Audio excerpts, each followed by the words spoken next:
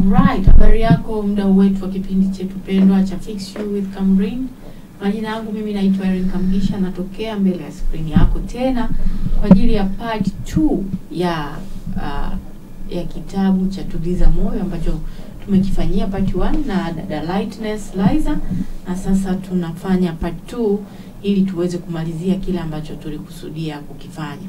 Awali tulisema kwamba tutazungumzia mambo mengi. Tumezungumzia kwa nini tuliza moyo, tumezungumzia chanzo cha kuumizwa au kuumia moyo, na alitudadavulia kwenye part 1. Kwa kama unataka kuelewa hivyo inabidi urudi utizame cha kwanza ndio uelewe cha pili. Haya, hiki cha pili tutazungumzia dalili za moyo ulioumizwa ni zipi, na kwa nini watu wanavumilia mahusiano au mazingira ya hatari. Yaani unaona hatari lakini unangangana tu hapo hapo. Shida inakuwa ni nini? Tutamsikia dada Lightness namna gani ataweza kutuambia. Lakini kwanza tutaanza na dalili za moyo. Karibu sana, karibu tena dada Light.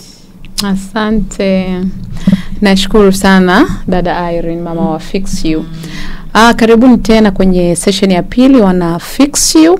Na kama dada Irene alivyosema, tumeongea mambo mengi sana huko mwanzo kwa habari ya kutuliza moyo, na sasa tuko kwenye kipengele cha ni dalili zipi za moyo ulioumizwa. Yaani wewe binafsi unatakiwa ujifanyie assessment ama ujipime, ujue kabisa, je, mimi moyo wangu umeumizwa? Je, moyo wangu umejeruhiwa? Je, nina stress? Je, ninaelekea kwenye depression? Na ni namna gani nitatoka? Karibuni sana. Cha kwanza kabisa, kwa mtu ambao ameumizwa, ambao moyo wake umeumia na majeraha na maumivu, ikiwezekana mpaka na depression, cha kwanza tunasema ni kuwa extreme. Yani mambo yake ama vitu vyake vinakuwa vimezidi. Chochote kinachozidi, kinachopitiliza ni dalili ya kwamba moyo wa mtu huyo unaning'inia. Haujaseto, hauko kwenye rest. Hauna nguvu ya kupambana. Extremity, unakuta mtu amefiwa. Kufiwa sio jambo rahisi, lakini ni jambo la kawaida kwa sababu ni mfumo ambao mwanadamu amewekewa tangu anguko. Alisema hakika yenu umekula hili, hakika utakufa. Kwa hiyo kufa ni jambo la uhakika, yani lipo, halikwepeki. Na nafikiri binadamu tunatakiwa tuwe tunajifunza kulingana na tunavyowaona wengine. Waswahili wanasema mwenzio akinyolewa tia maji, si ndio? Mwenzako akinyolewa zako tia maji. Ni kama mtu anakuwa alerted kwamba kama umeona kwa mwenzio kuna hili, jiandae na wewe pia linaweza kukupata. Sasa watu wengi tunaona mtu amefiwa, amepita hapo na nini, lakini tunaona kwamba mimi sio wa kufiwa. Umenielewa? Mimi anaona mimi sio wa kufiwa. Kwa hiyo siku linapokuja kumpata lile jambo, alafu unakuta ni mtu ambaye maisha yake, moyo wake hauko kwenye alignment, ulishavurugika, ana majeraha na maumivu yake ya kutosha, hana misuli ya imani wala nguvu za kuweza kuhimili kitu kinachoitwa kifo ama chochote kile. Sasa unakuta huyo mtu anaenda kwenye extremity. Kivipi? Unafiwa leo, ni kweli ni mwezi wa 3, utaomboleza, utaenda utazika, ukimaliza unalia mwezi wa 2, wa 3. Hapo tunasema tumemlilia sana labda mume, tumemlilia baba, mama, mtoto. Umelia angalau mwezi 1, 2, 3. Na sio kwamba unakuwa unalia kila siku. Kuna ile tu hali kwamba unamuwaza mtu, ukimpatia picha hivi unasikia vibaya, kwamba ulishamzoea yale mazingira, kwamba alikuwepo hapa lakini hayupo tena. Sasa unakuta mtu analia tangu hiyo March mpaka Disemba, mpaka mwaka wa 2026, 2027, analia. Anaomboleza tu, amechukia maisha, hakuna kinachoendelea, kila kitu kimekwama. Amekuwa extreme kwenye hicho kitu. Yaani hicho kitu kimepitiliza, hayo maumivu yake yamepitiliza, huo msiba wake umepitiliza. unashangaa tu mtu anakaa ndani ya mwaka mzima labda amefiwa, anaweza ndani ya miaka miwili anakumbushia hata mara 10, mama yangu wewe, yani wewe nakufa mimi jamani nikufuate. Sijui nini. Yaani unajua hivyo. Kuna watu watasema labda sijaye kufiwa, nimefiwa na baba yangu. Alafu mimi ndo nilikuwa kipenzi cha baba. Nimefiwa na watu ambao tulitengeneza ile bond. Najua maumivu yake. Kwa hiyo watu wasio wakasema baba huyu hajaye kufiwa, no. Lakini ukiona imezidi, imepitiliza, jua wewe moyo wako umevurugika katika hatua za viwango vya juu sana. Yaani huna imani, huna tumaini na wala huwezi wewe mwenyewe kujishikilia. Kwa hiyo ni dalili ya kwanza. Ukiona vimezidi eneo hilo, jitafakari na tafuta namna ya kutibiwa. Kingine, mtu labda ameachika. Unaachika, hutaki kukubali kama umeachika, hutaki kukubali kama kuna kuachana, ama hutaki mahusiano ambayo unaona kabisa haya ni toxic yaishe. Unakuwa mtu wa vurugu, wa fujo, wa kulia, wa matukio, yani ni kituko. Imekuwa extreme. Hata uambiwe nini vinapita huku vinatokea huku. Unaona kama vile yani wewe ndo umeachwa sijui na malaika nani. Vinazidi kule, yani yale maumivu ya kuachwa yanapitiliza mpaka unakuwa kituko. Jua wewe una changamoto huko katika moyo wako. Kuna watu wanazidi, mtu anazidi anakula sana. Yani anakula, unajua ile ulafi umepitiliza. Kuna shida somewhere. Na kuna yule mtu hapendi kula kabisa, yani tabu. Shida. Kuna mtu ambaye ni moyo kabisa una mambo yake. Mtu anakuwa ni mchafu amepitiliza. Unajua kuna ile ni mchafu kapitiliza. Shida iko kwenye moyo. Umenielewa?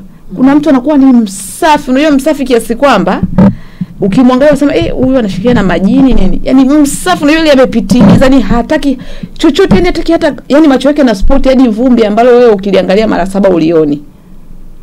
Kuna vitu ndani ya moyo wake havijakaa sawa.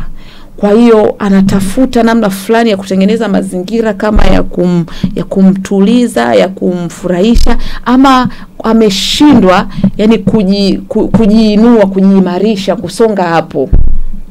Moyo wake umeumia kweli kweli. Kwa hiyo chochote kile mwanadamu ambacho anakifanya kimezidi, kimepitiliza, jua wewe moyo wako una shida, hauko stable. Kwa hiyo inabidi ujiangalie.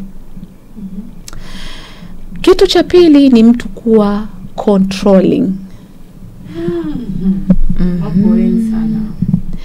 Kuwa controlling, kupelekesha. Kuna kuwa controlling na kuna kuwa withdrawing. Withdraw ni kujitoa ama kujificha ama kujitenga ama kuna lugha fulani natamani niitumie. Nadhani kujitenga. Sasa huyu mtu wa over controlling anapatikanaje?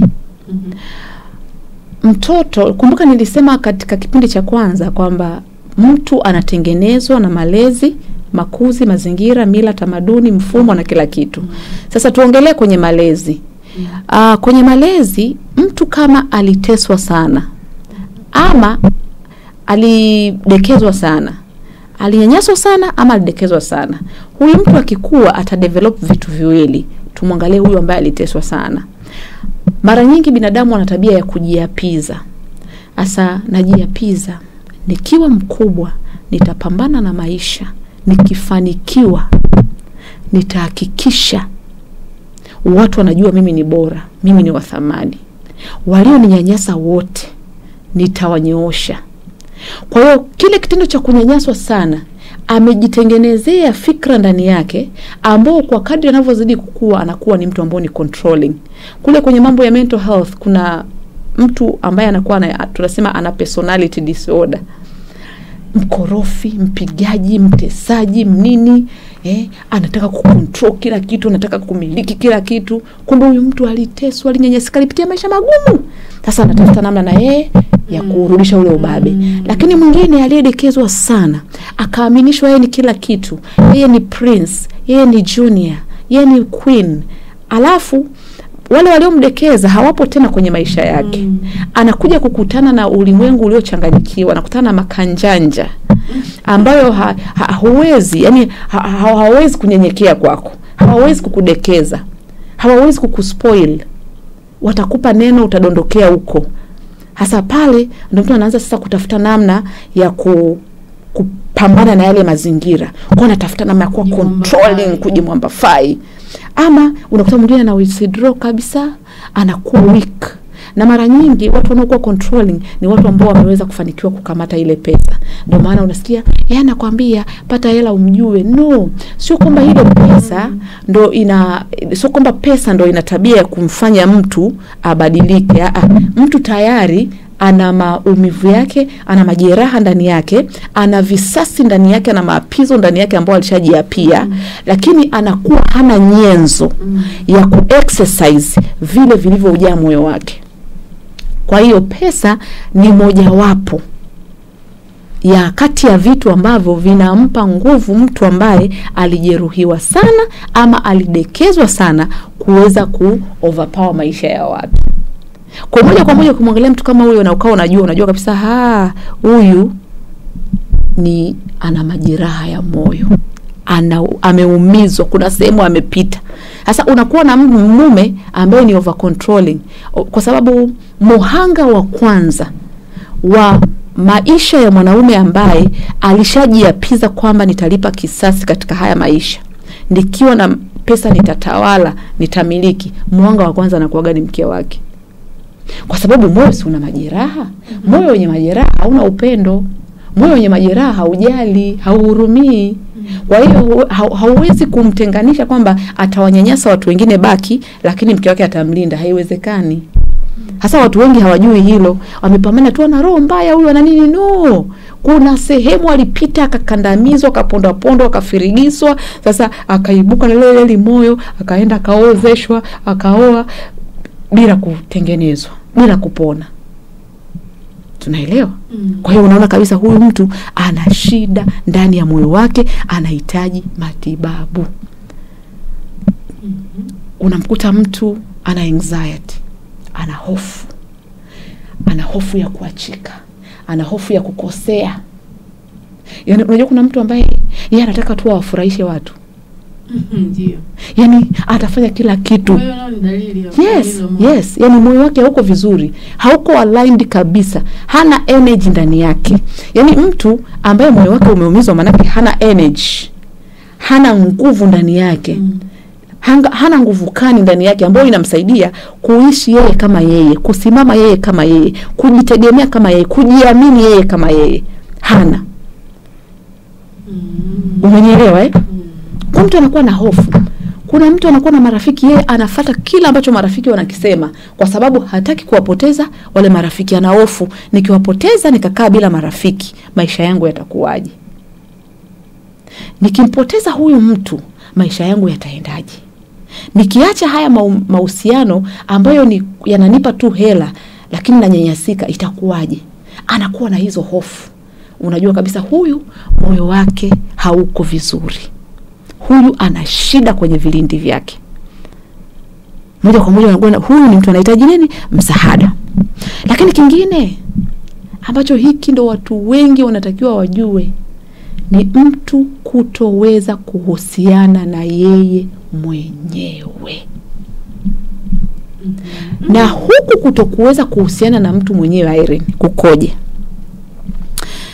Kuna ukunichi kitabu cha Tuliza Moyo nimeandika kwa habari ya pembe tatu za mahusiano, za kuhusiana. Unachora pembe tatu, alafu pale juu unamweka Mungu. Hapa chini kushoto unajiweka wewe, mimi, alafu huku kwingine unaweka watu. Ili mwanadamu aweze kuhusiana na yeye mwenyewe. Kumbuka kule mwanzo nilisema kwamba lazima awe amejiconnect kwenye source. Kwa hiyo nguvu ya yeye kuwa na tabia nzuri, nguvu ya yeye kuwa na mwenendo mzuri, nguvu ya kujali watu, nguvu ya kuhurumia watu, nguvu ya kuchukulia watu, nguvu ya kuelewa changamoto, inatoka kule kwenye source. Kwa akijiungamanisha kule, anaweza kuhusiana na yeye mwenyewe. Kuhusiana na yeye mwenyewe kukoje? Anajikubali, anajiamini. Nina ulemavu ndio, lakini ni Mungu kaniumba. tena kwa mfano wake. Alafu huu ni mwili tu. Ninakengeza ndio, niliunguaga ndio. Kwa sababu kuna mtu, kuna hizi shule tunaendaga tunakutana na watoto, kuna mtoto ameacha shule kwa sababu gani? Aliungua, alafu wenzake wakawa wanamcheka shule ile kovu. Kwa ameacha shule sekondari kwa sababu ya kovu. Tunaelewana? Kwa hiyo sasa anashindwa kuhusiana na yeye mwenyewe, kwa sababu taarifa alizonazo kwa habari ya ubora wa mwanadamu ni kwamba labda akiwa mweupe, akiwa na tusikio tuzuri nzuri, akiwa sio na tulips tunamna gani, akiwa sio na tuhips tunamna gani. Yaani ndio taarifa alizonazo kwamba akiwa hivyo ndo anakuwa bora ama anakuwa wa thamani. Ama nikiwa na hela, nikiwa labda na nyumba nzuri, nikiwa labda na kitu fulani, labda ndo nitakuwa bora machoni pa watu ama mimi mwenyewe. Kwa sasa akikosa hivyo vitu anashindwa kujikubali. Kuna vitu kama aliwahi kuvikosea kwenye harakati za maisha, anaacha kujiamini. Kule ni kutokuweza kuhusiana na wewe mwenyewe. Lakini kwa sababu gani? Hauko connected kwenye ile source. Kumbuka hiyo pyramid tuliongelea. Hiyo triangle. Sasa mtu yoyote ambaye anashindwa kuhusiana na yeye mwenyewe, hawezi kuhusiana na watu. Irene, mimi siwezi kukupenda kama mimi sijipendi. Natoa wapi huo upendo? Natoa wapi hiyo energy ya kukupenda? Siwezi kukuheshimu kama mimi sijiheshimu. Siwezi kukuthamini kama mimi sijithamini. Kweli. Kuna sehemu hapo kwenye kitabu unazungumza kwamba ukiona mahusiano yanasumbua, ndio ni dalili ya mtu au watu wanasumbuka ndani mwao. Yes, anasumbuka. Nasumbuka niwe na hiki. Nasumbuka sijikubali. Yaani ndani mwangu kuna vitu vimepwaya. Nina umbwe fulani. Nasumbuka ndani mwangu. Nalitafuta kwa mwenza. Na ndio maana ukiwa unaenda kuolewa ama kuoa, hakikisha hauendi kuoa ama kuolewa kwa sababu unahitaji kupewa furaha. Unatakiwa utoke kwenu ukiwa umeshafurahishwa sana na wazazi wako, wameshakutosheleza sana, walishakubebisha sana na kila kitu. Kama hukufanyiwa hivyo vitu, usiende kwenye ndoa na mtazamo huo. Utapasuka, utalipuka, utasumbuka huko ndani. Na masumbufu yatakavosumbuka, kuna level upepo ule utajaa, utalipuka, utamlipukia wewe mwenza wako. Masumbufu hayo. Kwa hiyo ni muhimu sana mtu kuweza kuhusiana na Mungu, alafu ahusiane na yeye mwenyewe ili aweze kuhusiana na watu. Kwa nini mtu anachukiwa?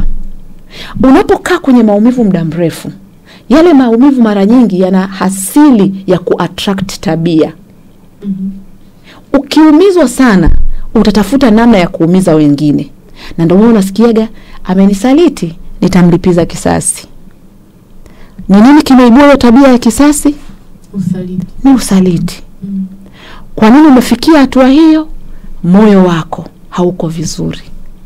Haukuweza kuhusiana na wewe, haukuweza kujua uthamani wako, ukaona kwamba nikisaliti na wewe nitakuwa nimemuumiza. Wakati ukweli ni kwamba, especially kwetu wanawake, mimi nasemaga, huwezi kumkomoa mwanaume kwa wewe kwenda kutembea na mwanaume mwingine. Unajikomoa wewe, kwa sababu kuna heshima na thamani sana kwenye swala zima la wanamke wa mwanamke inapokuja swala la tendo la ndoa, tendo la ngono. Kwa sababu kwa mwanamke tendo la ndoa ama tendo la ngono ni zawadi ya mwisho sana ya mwanamke kumkabidhi mwanaume. Ukiona ameikabidhi kwa sababu ya visasi, atajuta sana baada ya hapo.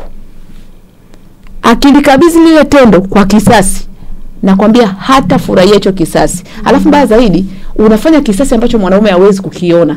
Kwa sababu unaposema naenda na mimi kuchepuka, yule mwanaume amekuona kwamba umechepuka, si ulikuwa na nia ya kumuumiza. Sasa, je, ni kweli utamuonyesha? Huwezi, kwa sababu utauawa bure, utafumuliwa. Sio rahisi. Useme eti naenda kuchepuka mume wangu aone. Hamna hicho kitu. Sasa kama unaenda kuchepuka kwamba anamkomoa alichepuka, unamkomoaje na hajaona? Manake umeukomoa mwili wako, umeukomoa mwanamke wako. Na hiyo yote ni matokeo ya kuwa na moyo ambao hauko stable. Level ya mwisho ya mwanamke kuutoa mwili wake ni kitu cha thamani sana. Yaani ni upendo wa thamani, na wanaume hichi kitu hawakijuagi, ndio maana wanaweza kuchezea tu wanawake mwili huu. Na ndio kwa nini mwanamke anachezika sana, kwa sababu uke wake ni kitu cha thamani sana cha kumofa mtu. Na ndio maana ukikuta wale ambao wanatoa miili yao sasa kwa biashara, ama tu wameamua kuwa makahaba fulani hivi, hawajitunzi, leo mwanaume huyu kesho huyu, yani usiende mbali kabisa kutafuta vingine, ni moyo umejeruhika, moyo umeumia kiasi kwamba ime shut down ule mwanamke wake. Yes. Yeah. Okay, sawa. Kuna jambo hapa ulilizungumzia kwamba kuna tofauti kati ya mahusiano na mapenzi. Ndio. Kwenye kitabu umetofautisha mahusiano na mapenzi. Mimi nadhani ni kitu hicho. Aha, okay. Mapenzi ni jambo fulani la kihisia. It is something temporary. Kwa sababu tunapoongelea mapenzi, unajua tunaongelea kwenye vitendo fulani hivi. Vitendo like kwanza lile tendo. Mapenzi, kuna mtu anatafsiri akipewa kitu ni penzi. Umeelewa? Lakini mahusiano it's something broad. Ni kitu kipana sana. Kwa hiyo watu wajue kutofautisha. Hapa niko na huyu mtu ni kwa sababu ya mapenzi ama kwa sababu ya mahusiano. Sasa kuna mtu anaweza akakuapproach kumbe anataka penzi tu. Wewe unalidevelop kama mahusiano. Na hapo ndipo watu wengi pia wanaenda kuumiza mioyo. Mwenzako kaja kwa sababu ya penzi, wewe unataka mahusiano. Tuhusiane, tukae pamoja, tutengeneze familia, sijui tuzae watoto, sijui mahusiano ni kitu kipana sana. Na mtu wa kuhusiana naye anatakiwa awe ni mtu ambaye umemkagua, umemchunguza. Kuna vitu vyako umevipanga kwamba nataka kuhusiana na mtu wa hivi na hivi na hivi na hivi. Lakini penzi you just pick anyone. Penzi ni kile kitendo tu. Kwa watu wajue kutofautisha mapenzi na mahusiano. Penzi ni kitu ambacho kina fed muda wowote. Lakini mahusiano ni kitu ambacho ukikiruhusu kwenye moyo wako kikamense ndani yako. I say, kama umeingia kwenye mahusiano na mtu ambaye sio sahihi, ulimwengu utapinduka. Yaani katika vitu ambavyo vinaendesha hii dunia, Malkia, cha kwanza ni mahusiano. Nafikiri kuna wimbo waliimba na mapenzi yana run dunia. Sasa pale sio mapenzi. Alitakiwa sema sasa kuna hiyo penzi na kuna hiyo mahusiano. Pesa na mahusiano yana run dunia, not penzi. Penzi is just an action. Hivyo. Kwa ndio unakuta watu wengi lina base kwenye hisia. Mahusiano alafu ni kitendo temporary. Yaani hautumbukizi moyo wako kule. Sasa kuna watu wanashindwa kutofautisha kwamba huyu mtu yuko hapa kwa ajili ya penzi, anatumbukiza mahusiano. Anatumbukiza akili yake, roho yake na moyo wake huko. Anaviingiza vyote. Sasa ndio matokeo yake yanafika hatua unashangaa tu mtu amekuumiza, amekufanyia mambo ya ajabu, amekubuli, na maisha yako sasa yanaanza kuharibikia hapo, kwa sababu na moyo unafanya nini? Utajeruhika. Sawa. Dalili zimekwisha huko. Okay. Kuna kitu kimoja. Kuna mtu aliniuliza kitu na nafikiri nimekikumbuka. Akasema, "Madam, kwa nini watu wengi, especially wanawake, kwa nini wanapenda sana kwenda kwa manabii? Ama kwa nini huduma za kinabii zimezidi?" Sasa watu wanaona kama ni kitu fulani fani, lakini maandiko matakatifu yanasema panapo upendo unabii hukoma. Sawa? Upendo maana yake ni uwepo wa Mungu kwenye maisha ya wanadamu. Ni uwepo wa Mungu kwenye mioyo ya wanadamu. Ina maana Mungu anakuwa na access direct ya mioyo ya watu. Na ili Mungu awe na access na moyo wako, huo moyo hauna majeraha, huo moyo hauna visasi, hauna uchungu, hauna maumivu. Kwa hiyo Mungu anaweza kuzungumza na wewe direct. Sasa unabii ni nini? Unabii ni Mungu kuzungumza na watu kutokea nje. God speak from outside. Mungu anaongea na watu kutokea nje, anatumia watu sasa. Anaongea, anakupa tumaini. Unajua mambo ya unabii yanayoendelea mfano hata hapa nchini yanasaidia fujo nyingi sana kupungua. Japo kuna manabii wengi wa uongo, lakini zile hali za unabii zina suppress mioyo ya watu. Kama ilikuwa na pressure hivi, anasikia kama moyo wake una relax. Lakini sasa ni ishara ya kwamba Mungu anazungumza na watu kutokea nje. Watu wamejitenga na Mungu, hawawezi kuongea direct na Mungu. Na ishara ya ule upendo, kama nilivyosema hapo, Biblia inasema, maandiko yanasema kwamba panapo upendo unabii unakoma. Ina maana palipo na upendo, palipo na uwepo wa Mungu, hakuna kusalitiana, hakuna kuumizana, hakuna kutendeana mabaya, hakuna kujeruhiana, hakuna matamanio ya vitu nje ya uwezo wa mtu. Unanielewa sasa? Kwa ndio maana unaona kuna hayo mambo ya unabii umezidi, kwa sababu ule unabii ni ishara ya Mungu kuongea na watu kutokea nje. Binadamu walipaswa kuzungumza na Mungu kutokea ndani, lakini mioyo sasa imejeruhika. Yes. Ni ishara ya kwamba watu wanahitaji kupona. Watu wanahitaji kupona. Watu wana mahitaji mengi. Kwani wanaenda kuakwaya nini kwa manabii? Anataka kusikia maisha yake ya umaskini yatakoma lini. Lile swala analopitia la ndoa na mume wake litasuluhishika kwa namna gani? Yale madeni yanayodaiwa yataishaishaje? Ametoka kwenye connection, amejitoa kwenye chanzo chake, kwenye asili yake. Anaenda kutafuta habari nje. Na ndio huko kwenye mioyo pia kuharibika. Ndio maana watu pia kwa waganga wanazidi, wanaenda kufanya nini? Wanaenda kuulizia, kwa sababu mioyo imejaa mahitaji, imejaa tamaa, imejaa shauku. Kwa hiyo either wataenda kuakwaya kwa waganga ama wataenda kuakwaya kwa manabii. Lakini ni dalili kabisa mojawapo kwamba mioyo ya watu imeharibika, ina majeraha. Yes. Sawa. Kwa hiyo huyo mtu halijeruhika anapendaje? Kama akiingia kwenye mahusiano ameshajeruhika, yani style yake ya kupenda inakuwa vipi? Kwanza nasikitika kusema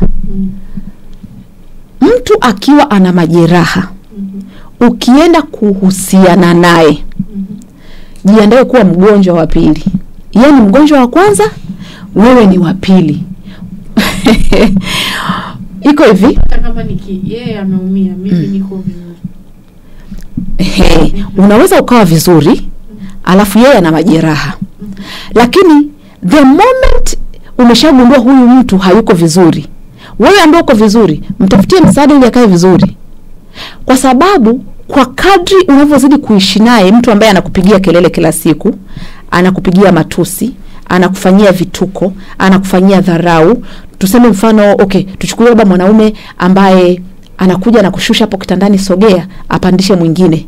Au anarudi nyumbani asubuhi na hakuambia alikotoka.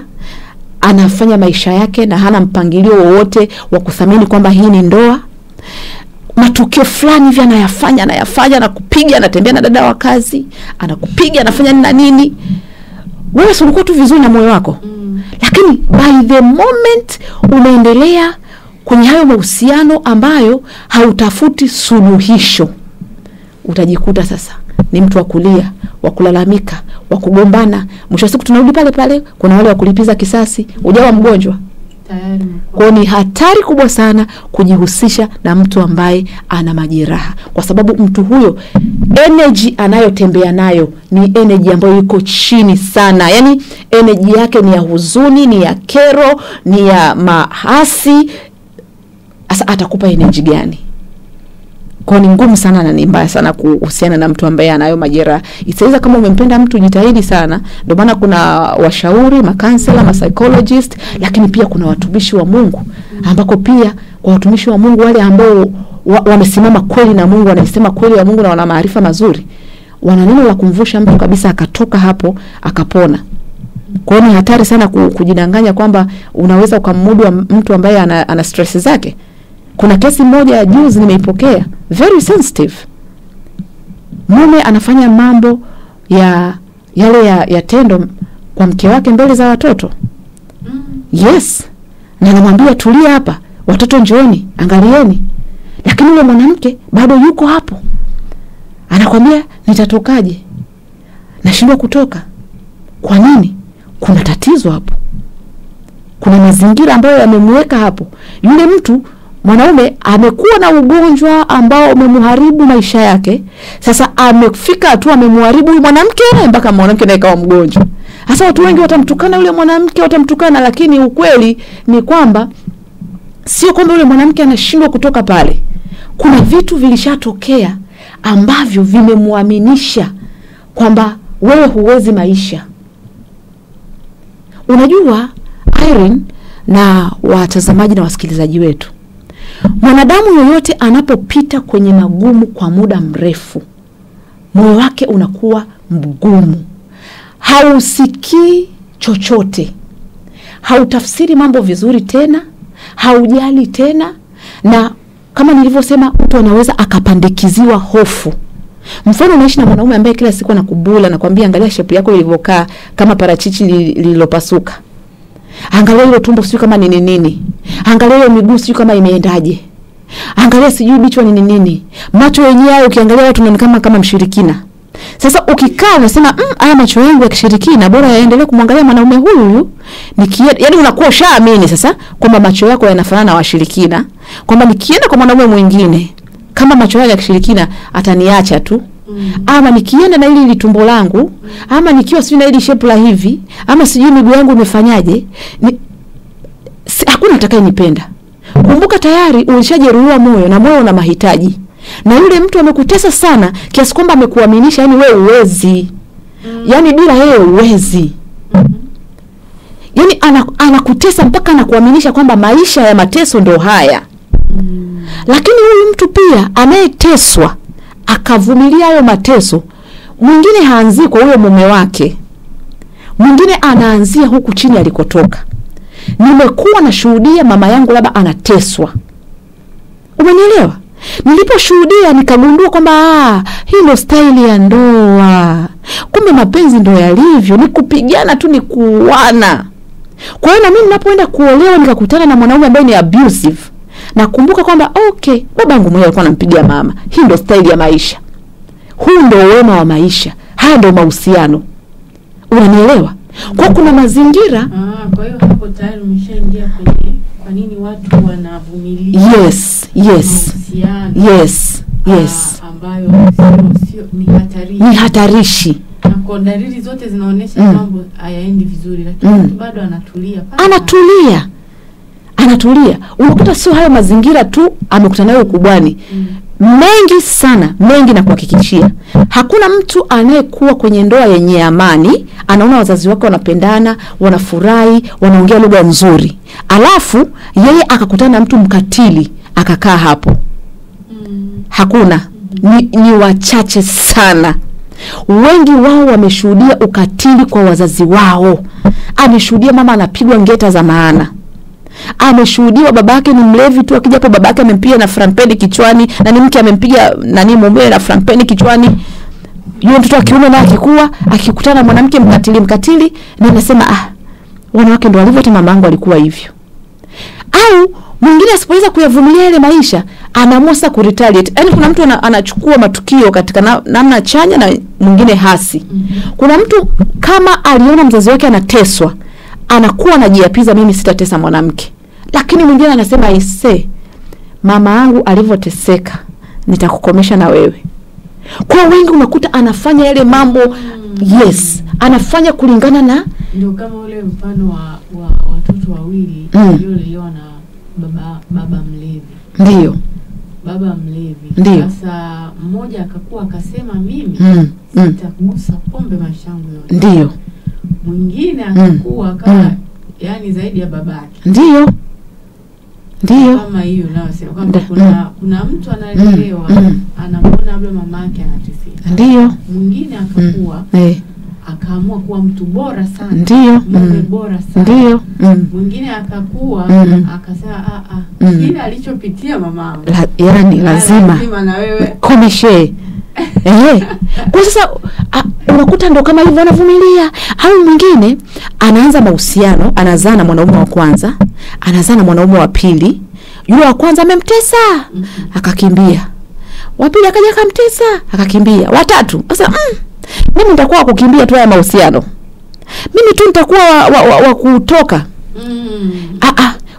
Huyu watatu hata kama ni mtesaji, wacha nivumilie tu mpaka aniue. Unajua kinachotokea hapo? Yaani ile hali ya mateso, ameteswa akafika tu akaiona ni ya kawaida ama akadevelop ile hofu ya sitoki. Lakini watu kuna kitu hawakijui. Kwa nini huyu mtu ameteswa na mwanaume wa kwanza, akaja akaachana akaenda tena kwa mwanaume wa pili mtesaji, akaja akaenda tena kwa mwanaume wa tatu mtesaji? Kuna kitu kinaitwa power of attraction, nguvu ya mvutano. Una attract kile ambacho ni wewe.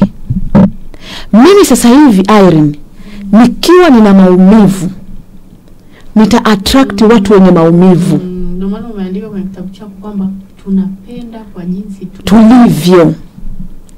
Mimi kama nimezoea mwanaume wa kunifokea, nikikutana na mwanaume ambaye yuko low, ameinama, hana kelele, sioni kama kuna vibe ya mapenzi.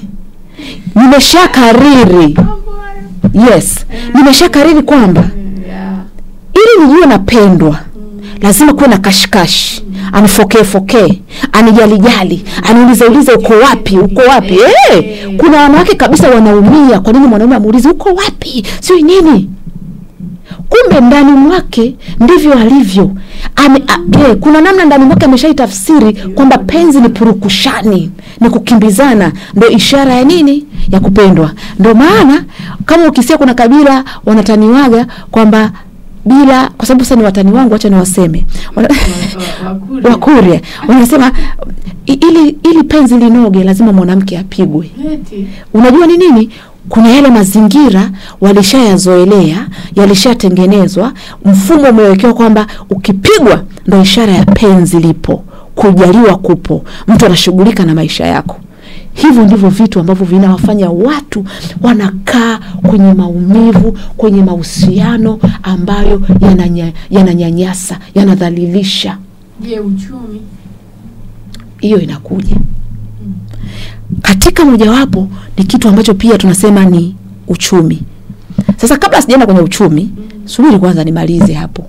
Sasa huyu mtu anapokuwa amepitia kwenye hayo magumu, anakuwa attached na hayo magumu, amejiungamanisha na hayo magumu, yamekuwa ni sehemu ya maisha yake. Lakini watu pia wanakuwa attached na vitu mbalimbali. Mtu anakuwa attached na muonekano tu wa mtu. Yaani unali mtu litesaji, lakini umekuwa attached na body lake. Hivi mimi nitapata mwanaume mwenye six pack kama lile? Yeah. Umeelewa? Yeah. Amekuwa attached na muonekano wa yule mtu. Kaka ana dimples, anacheka, ana rangi fulani, nitapata wapi mtu kama huyo? Amekuwa attached tu na ile rangi. Yaani anakuwa na formula ya mionekano anayoitaka. Yes. Ana formula zake za namna ya watu wa kuhusiana nao. Sasa ile attachment ya zile formula za watu wa kuhusiana nao zinamsababisha hata yule mtu akiwa ni muovu anashindwa kutoka kumwacha, kwa sababu zile picha alizojijengea kwamba ni mtu wa hivi zinamuathiri. Anaona ngoja tu nivumilie, labda atabadilika. Anajitengenezea trauma bond. Kwa hiyo ule muonekano wa huyo bwana, kwa sababu uko attached nao, Ukimuona hata unasahau kama kabisa anakuumiza kabisa. Na kuna mwingine kila kitu kinayeyuka, na mwingine yuko attached na lugha nzuri tu.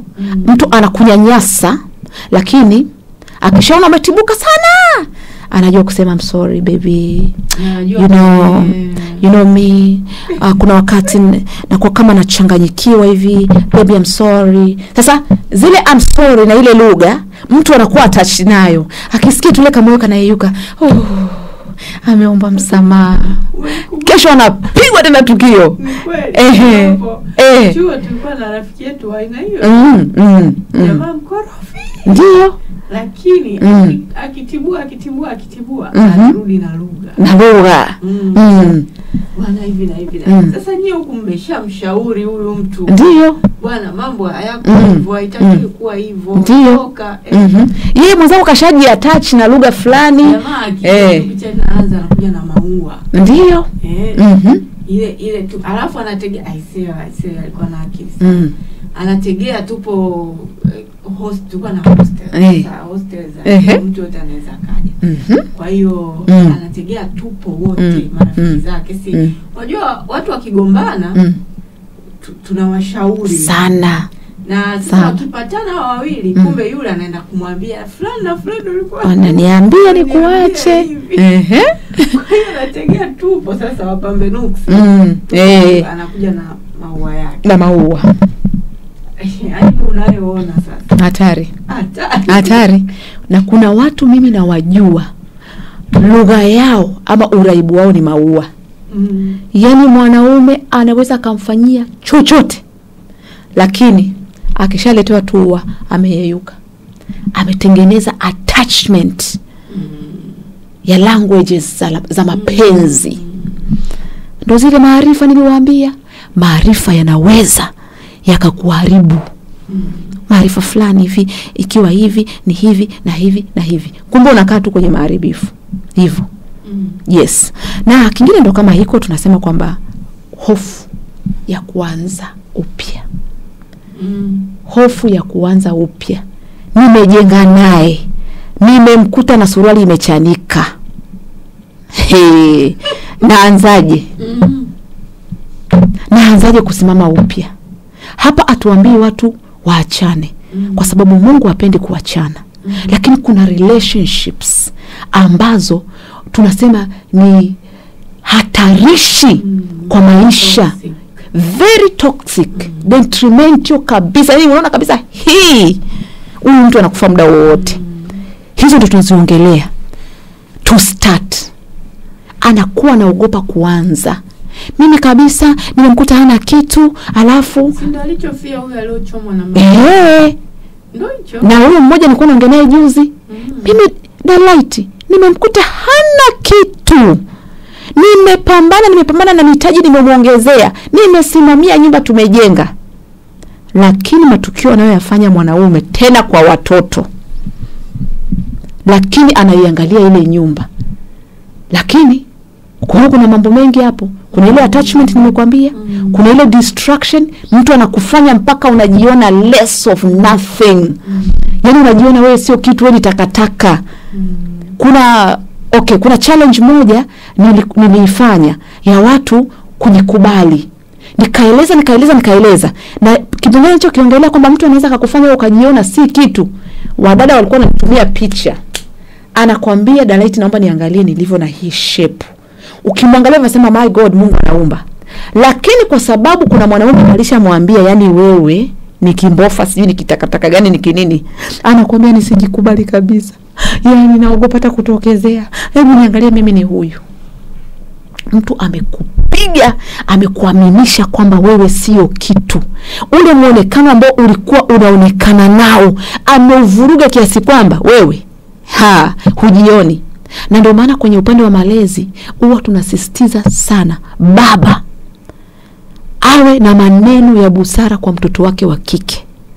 Baba ukiwa unamwambia mtoto wako wa kike yeye ni mzuri, hata kama ukimwangalia hivyo kabisa unaona mwenzangu, lakini mtoto wangu sura yake ngumu kama yangu. Unaona tunasemaga sura za baba. Lakini kwa sababu baba amemwaminisha, you are beautiful, wewe ni mzuri, una akili, una muonekano, na kuambia hivi, hata aje nani amwambie wewe sio mzuri, atakumbuka sauti ya baba yake. Atakumbuka. Mtoto wa kiume atakumbuka sauti ya baba, atakumbuka sauti ya mama ilimwambiaje. Sasa unapigwa na maneno ya wazazi, yanakuvuruga, unakuja kuwa mtu mzima, unakutana na watu waliovurugikiwa na ulimwengu. Anaona huyu namna ya kumharibu ni kumpiga maneno, anakupiga maneno, unajichukia, unajikatili, unajiona ufai. Unakaa kwenye maumivu, unaogopa kuanza, unaogopa kutoka. Yes. Lakini kingine ndio hicho cha uchumi sasa. Uchumi.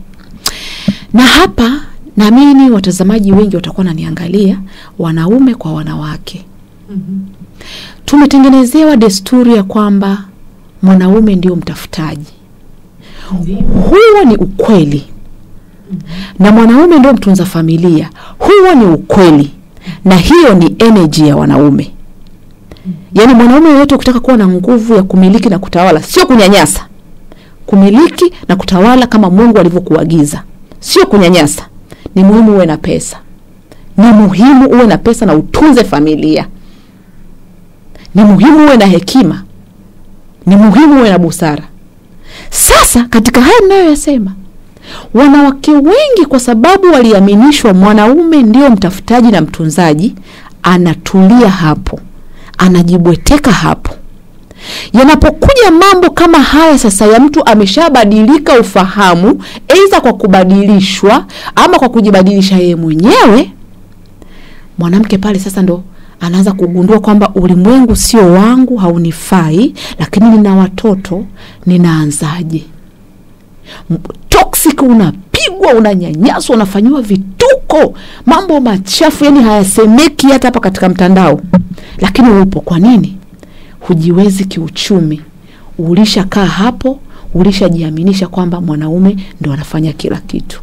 Lakini wanaume wanaonitazama, kama wewe ni mwanaume na unaogopa kumpa mwanamke nafasi ya kufanya kazi kwa sababu labda atakutawala ama hatokuheshimu, hiyo ni shida ya afya ya akili. Inferiority complex. Unatakiwa ujiamini wewe ni mwanaume hata kama mwanamke akikuzidi uchumi. Yaani kuna ile energy ya kiume aliyotengenezewa mwanaume tangu anakuwa, amelelewa. Unajua kuna wanaume wa mwanaume ambao haufutwi na hela, haufutwi na elimu, haufutwi na ujuzi, lakini yeye ni mwanaume kwa sababu tu identity yake ni mwanaume. Mwanaume akijua hiyo identity yake, hata kama amepungukiwa, hakuna mwanamke atamwambia mwanaume suruali wewe, akapanic. Hawezi kumzuia mwanamke kutengeneza uchumi wake kwa sababu atampita. Hawezi. Kwa sababu anaijua identity yake ya wanaume. Atamruhusu mke wake kufanya kazi, atamruhusu kutafuta pesa. Maisha hayatabiriki. Hatusemi atakufa mwanaume kwanza. Tuachane na mambo ya kufa. Ama tuseme basi yapo. Kama yapo, kwa hiyo mwanamke anaweza akaanza, mwanaume akaanza. Lakini kuna ile tu hali ya financial independence. Alafu maisha yamebadilika. Sio kama zamani. Zamani ulikuwa unaweza ukapanda mchicha hapo, ukapanda maharage, ukapanda mahindi yako, ukala na watoto wako na mkasoma shule hapo za Kayumba, maisha yakaenda. Maisha yamebadilika, sasa hivi yanahitaji watu kusaidiana. Kwa hiyo wanaume wawape uhuru na nafasi wanawake kujiinua kiuchumi. Na mwanamke unayeinuliwa kiuchumi, mapembe yakapanda, wewe una shida ya afya ya akili, tafuta daktari ya kutibu. Na sasa hivi pia naomba tu niwaambie wanawake mtandaoni, kumekuwa na hiyo kauli, nakwambia shoga yangu, tafuta hela, hela ndio kila kitu. Hela haiwezi kureplace nafasi ya mwanaume, never. hata kama utatafuta hiyo midoli ambao watu wanajidanganyishia nayo huko barabarani, haiwezi kukava nafasi ya mwanaume. Kuna namna, kuna uspecial tu Mungu amemuumba nao hapa duniani. Sasa zile kauli ndio zinawaharibu wanaume wengi pia. Mnawaona wanasema watafute hela ili tusiwamiliki, tusiwaongoze. Yaani wote wanaugua, huku wanaume na kichaa chake, mwanawake na kichaa chake. Kwa tufike hatua tujue haya mambo tunahemka nayo, lakini yana madhara. Pale ambako tunahitaji kusaidiana tutashindwa. Lakini kingine, kuna mwanaume akishamuona mwanamke anapambana, ana withdraw, anaacha kuhudumia familia. Wewe unapambana, wewe una uchumi. No, acha huo uchumi wa mke wako atafute, awekeze hapo. Kuna vitu atavifanya ndani, atapamba nyumba, atanunua mashuka mapya, ataongeza vyombo, hata nini. Lakini kuna siku kuna kukwama, ataongezea tu miradi kidogo, baya mume wangu hii hapa. Lakini hiyo hali, kwa sababu watu mioyo, yani tunarudi pale. Yote hayo yanasababishwa na nini? Mioyo imeharibiwa, imejeruhika. Alright. Yes. Yeah. Tupe dawa sasa ya namna ya kutuliza moyo. Namna ya kutuliza moyo wangu ni kweli umeniambia, ndio nimegundua umeandika. Ndio. Namna nafanyaje sasa huu moyo uweze kurudi hali yake inayostahili? Sawa.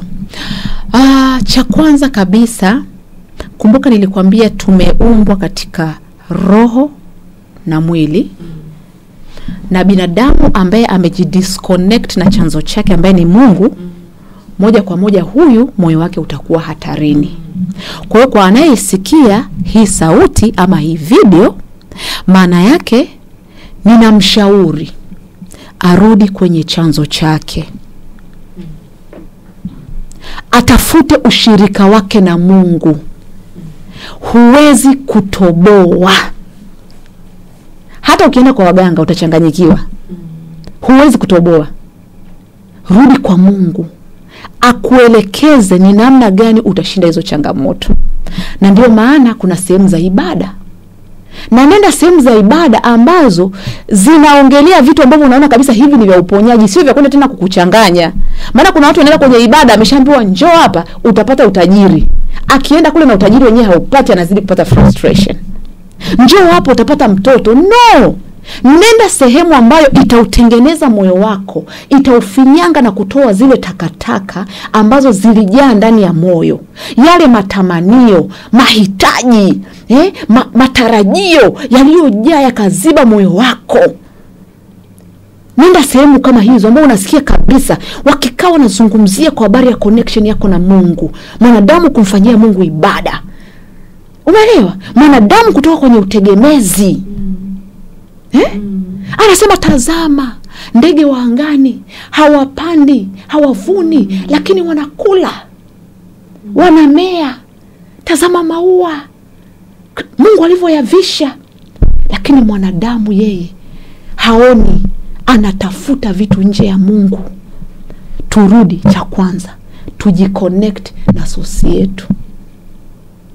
Cha pili, kuna wataalamu wengi sana sasa hivi, washauri, makansela. Watu wanadharau hiyo field sana. Watu wanadharau makansela. Kama unaweza ukatoka hapa ukaenda kwa nabii na ukajimaliza, unashindwaje kwenda kwa kansela? Kama unaenda kwa daktari, kumuona tu daktari, kumuona tu akuulize unaitwa nani, mimi ni Irene, ninauma tumbo, kumuona tu ni shilingi 50,000. Na wapo madaktari wa hivyo, si wapo? Mpaka 80,000 kumuona daktari. Umwambie tu nauma tumbo. Kama unaweza kutoa kule, je, sio zaidi ya wewe kwenda kwa kansela ambaye anaweza akakutatulia changamoto yako kutoka kwenye vilindi mpaka moyo wako urelax? Lakini watu wanadharau hiyo field. Wanadharau unasihi. Hamna.